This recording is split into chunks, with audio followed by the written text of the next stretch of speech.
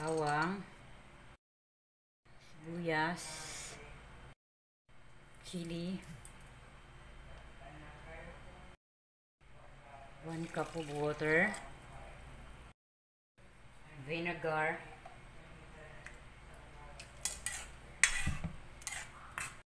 open stove,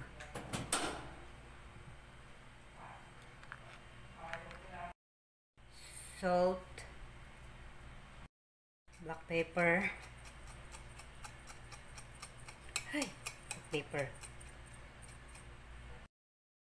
toyo, cover lang.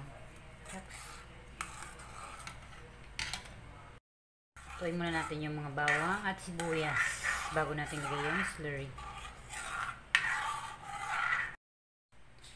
Cornstarch slurry. Yeah. Tayo.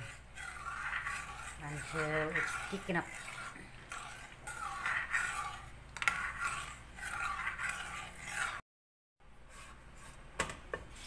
Ay, shoot. Halo-halo lang. Alalay lang sa apoy.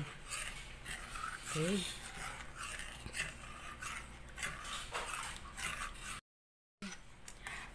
Before we forget, lagyan natin ng oyster sauce. Para dagdag lasa.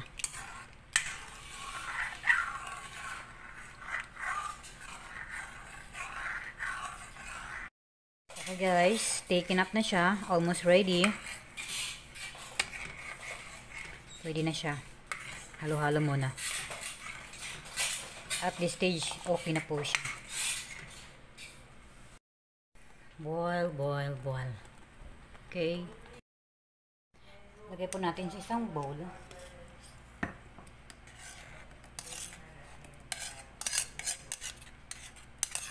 Okay.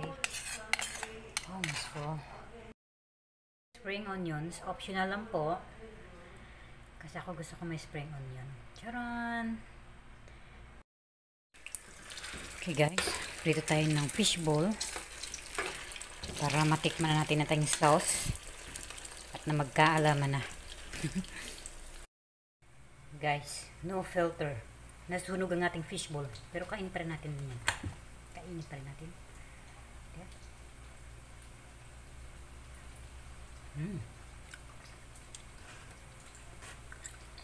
Anghang.